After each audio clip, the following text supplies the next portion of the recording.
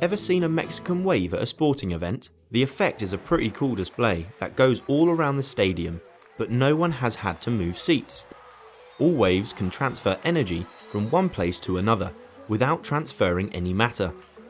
This is done by a series of disturbances or vibrations that carry the energy. Just like the people in their seats only moving up and down when it's their turn. Waves can transfer energy through solids, liquids, gases and empty spaces, otherwise known as vacuums.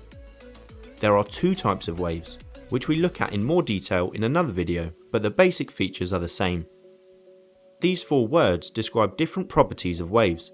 Let's discover what each one means. The frequency of a wave is the number of complete waves passing a fixed point in a given amount of time. This time period is usually 1 second. This is what one complete wave looks like. So if this was our time period, the frequency would be 5. Frequency is given the symbol F and is measured in units called hertz. Hertz measure how many complete cycles per second. So how many people in our Mexican wave stand up every second. The frequency and period are often confused. The frequency refers to how often something happens, whereas the period refers to the time it takes to happen. The period of a wave is the time for one complete cycle, so the time taken for one person to stand up, wave, and sit down. This would be measured in seconds.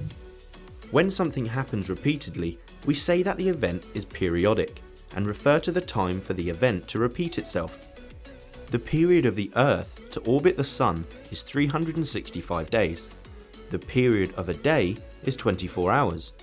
The period of a typical class at school is 45 minutes. Now for wavelength. The wavelength is the distance between a point on one wave and the same point on the next wave. For example, two peaks or two troughs. Wavelength is given the symbol lambda from the Greek letter and is usually measured in meters. Wavelength can vary hugely in size. X-rays are very short, visible light is here, and FM radio waves are much longer. So we've looked at the frequency, period and wavelength so far. Let's finish with amplitude.